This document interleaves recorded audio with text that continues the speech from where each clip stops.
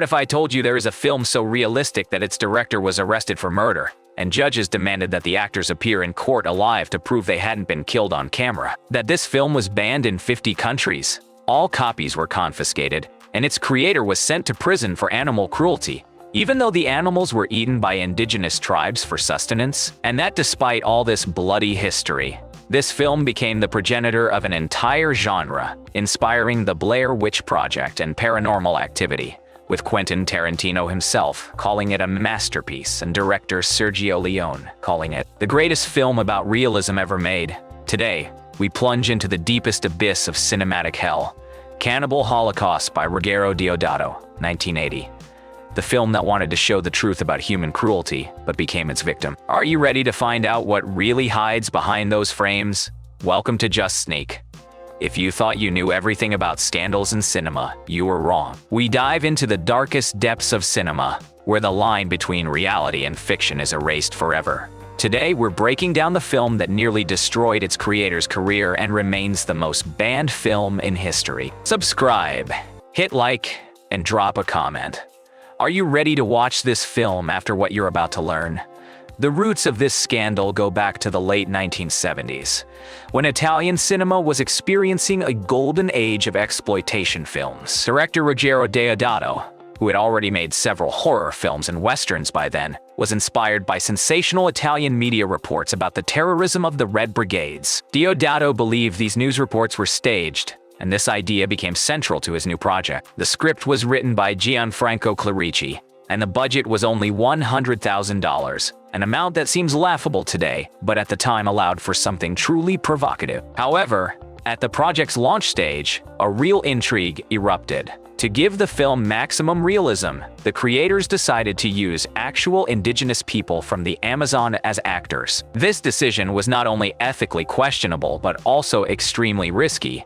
No one knew how the natives would react to a film crew invading their lives with cameras. Deodato hired a local guide who helped establish contact with the Yanomami and Shipibo tribes, but even he warned that it could be dangerous. Nevertheless, the director was obsessed with making a film that would blur the line between reality and fiction. He even had the actors sign contracts obligating them not to appear in public for a year after the film's release to maintain the illusion of documentary authenticity.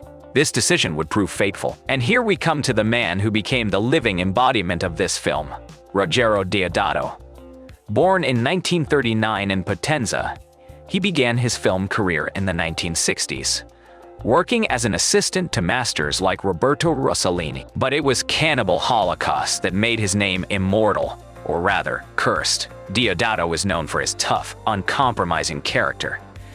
He said he never wanted to think about consequences while working on a film. His personal problems, constant clashes with censors, endless legal battles, all spilled onto the screen.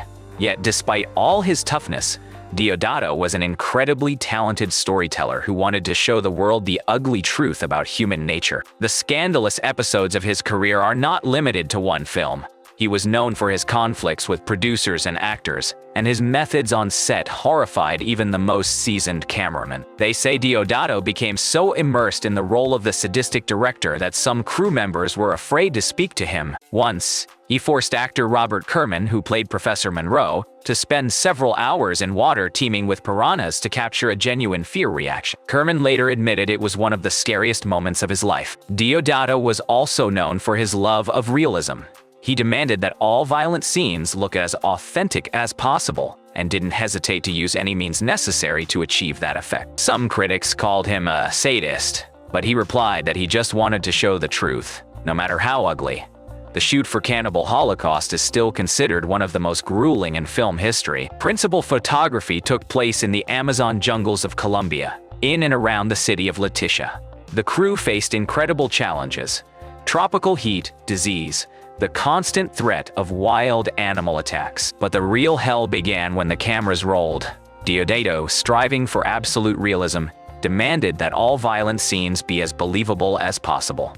The actors, most of whom were newcomers, didn't always understand what they were getting into. One of the performers, Carl Gabriel York, later admitted that when he arrived in the Amazon, he wasn't given a script or told what exactly he would be filming. His very first scene involved the amputation of another character's leg using prosthetics, and for a long time, he wasn't sure whether he was participating in a regular film or a real snuff movie. York recalled that Deodato approached him before the shoot and said, "Just do what I say and don't ask questions." This atmosphere of secrecy and fear reigned on set every day. Actress Francesca Ciardi, who played one of the documentarists, later recounted that the shoot was so exhausting that she cried every night in her tent. She suffered from dengue fever, but Deodato wouldn't let her stop filming, afraid of delays. In one interview, she confessed, "I thought I was going to die there in those jungles." The most shocking aspect of the shoot was the real animal killings. Yes, you heard that right. The film features scenes where a monkey, a turtle, a coyote, and other animals are killed on camera. Some of these scenes, such as the butchering of a live turtle, were not shot to shock, but because Deodato wanted to show how the local tribes obtain their food. According to the director, the animals were eaten after filming, which was part of the natives' daily life. Nevertheless, this decision proved fatal for the film. After the premiere, an Italian court charged Deodato with animal cruelty. The director later expressed regret over these scenes, acknowledging they were a mistake. But at the time of filming, he was obsessed with creating something so realistic that the audience couldn't distinguish fiction from reality. It's worth noting that many of these animals were killed not for entertainment, but as part of rituals or for sustenance, which Deodato tried to convey to the court, but it didn't help soften the sentence. But the real scandal erupted after the premiere. The film was released on February 7, 1980 in Italy. And within 10 days, Italian courts confiscated all copies, and Deodato was arrested on charges of obscenity. But that was just the beginning. Prosecutors also charged the director with multiple murders. They claimed the actors playing the leads had been killed on camera. To maintain the illusion of documentary authenticity, the four lead actors had signed contracts obligating them not to appear in public for a year after the film's release. The judges demanded proof that the actors were alive. Deodato had to track them down around the world so they could appear in court and confirm they were alive. When the actors appeared in the courtroom, the murder charges were dropped. However, this didn't save the film from accusations of animal cruelty and obscenity. Deodato, the screenwriter, and the producers were found guilty of obscenity. The director received a suspended sentence, but his reputation was destroyed. He later said, "I wanted to make a film about the cruelty of the media, and I myself became a victim of that same cruelty." The film was banned in more than 50 countries, including Italy for 3 years, Norway until 2023, the United Kingdom, Australia, and South Africa. In Britain, it was placed on the infamous video nasties list and confiscated by police from video rental stores. Even today, it remains banned in several countries. This ban only fueled interest in the film, turning it into a cult classic. But at what cost? Deodato remained a prisoner of his creation for life, and his name became synonymous with scandal and shock. In 2005, the film was restored and released on DVD with bonus materials. But even then, many countries refused to license it. In the UK, it was officially allowed only in 2011, after 30 years of prohibition. The British Board of Film Classification demanded the animal scenes be cut, and only then did the film receive an 18 rating. This case set a precedent, showing that even the most forbidden films can be reconsidered if enough time passes. Now, let's break down the plot of this scandalous film. Professor of anthropology Harold Monroe Robert Kerman leads a rescue expedition into the Amazon jungle to find a group of young documentary filmmakers who vanished without a trace while filming a movie about local cannibal tribes. As Monroe ventures deeper into the jungle, he finds their remains and the footage they shot. The second half of the film consists of these found footage scenes, which show how the documentarists, instead of objectively filming the tribe's lives, become rapists and sadists themselves. They burn villages, rape women, kill animals and people, and in the end, they themselves become victims of the cannibals. The film's ending is one of the most shocking in cinema history. As Monroe watches the footage, he is horrified by the cruelty of civilized people and questions who the real savages are. This finale forces the viewer to reassess everything they've seen and question their own morality. On the surface, Cannibal Holocaust is an exploitation horror film, but deep down it's a furious social satire. The film raises themes that are still relevant today: the hypocrisy of Western media, the exploitation of wild peoples, and the cruelty hidden behind the mask of civilization. Deodato claimed he wanted to show how mass media manipulates reality, turning tragedies into spectacles. This statement is certainly connected to the real scandals surrounding the film itself, which became a victim of the very mechanisms it criticized. The film's structure found footage, was innovative for its time and became the progenitor of an entire genre, later popularized by the Blair Witch Project and Paranormal Activity. Today, it's hard to imagine. But before Cannibal Holocaust, no one had shot horror in a mockumentary format. This film laid the foundation for the entire found footage genre that now flourishes. But even in this chaos, there are dark, dirty details that make the story even more piquant. First, the filming conditions. The actors, especially Francesca Ciardi, endured real physical trials. In the famous scene where a woman is impaled on a stake, she was actually sitting on a bicycle seat attached to a wooden pole, holding a piece of balsa wood in her mouth. But that didn't make the shoot any less traumatic. The actors lived in tents in the jungle, suffered from illnesses, and were constantly in a state of stress. Second, who hated whom?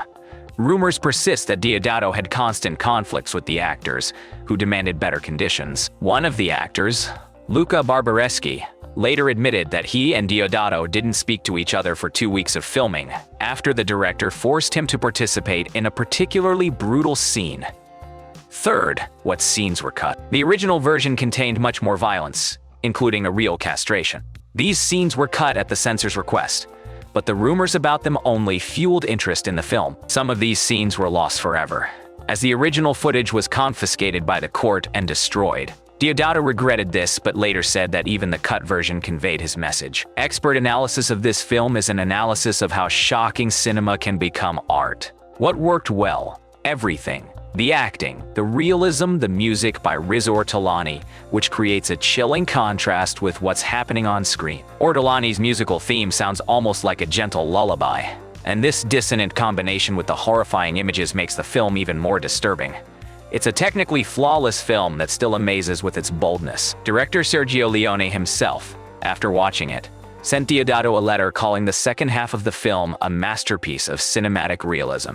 Where did the film fail? It failed in the eyes of the public and the censors, but gained cult status precisely because of the scandals. How did the scandals affect its reception? They transformed Cannibal Holocaust from mere horror into a symbol of the fight against censorship, a banner of free speech. Why did it become a cult film? Because it was banned, cut, and hidden. And every time news surfaced that the film was banned again in another country, interest in it flared anew. Today, it's considered one of the most influential horror films of all time, and many critics have reconsidered their stance, acknowledging its artistic value. Cannibal Holocaust is not just a movie. It's a cinematic corpse that refuses to die. It's a story about how human greed, the cowardice of studio bosses, and the hypocrisy of censors tried to destroy a work of art, but it survived. This film changed the industry by showing that even the most forbidden material can find its audience if it's made with soul and talent. Did it destroy careers? Rather, it created legends. Ruggero Deodato remained in film history forever, but the price was high. Deodato, until his death in 2022, was never able to fully shed the burden of this film. His name was forever associated with one of the most scandalous films in history. In a 2011 interview, the director admitted that perhaps he would have done things differently if he could turn back time. He said, "I didn't want to harm animals. That was my biggest mistake. But I wanted to tell the truth about violence, and I still believe that truth is important." And today, more than 40 years later, we still ask, what is Cannibal Holocaust? A brilliant social commentary, or just a cheap way to shock the public? Deodato claimed it was a film about how the media manipulates reality. But the truth is that Cannibal Holocaust has already become part of cinema history. It has already changed the world. It has already made us think about what creative freedom means and where the boundaries of the permissible lie. Perhaps the main lesson of this film is not its content, but the reaction it provoked. We hate it, but we can't forget it. And maybe that is its true value. Quentin Tarantino once said that this film is pure cinema because it's honest to the bone. And there's truth in that. Cannibal Holocaust doesn't pretend to be something it's not. It shows the ugliness of the world without embellishment, and it's this honesty that still frightens us. On Just Sneak, we love digging into such stories. If you want to learn more about the dark side of Hollywood and world cinema, hit like, subscribe, and drop a comment about which film you think was the most cursed in history. And I'll sign off now to prepare new investigations for you. Remember, wherever it smells of sulfur, there's always a story they tried to hide. See you.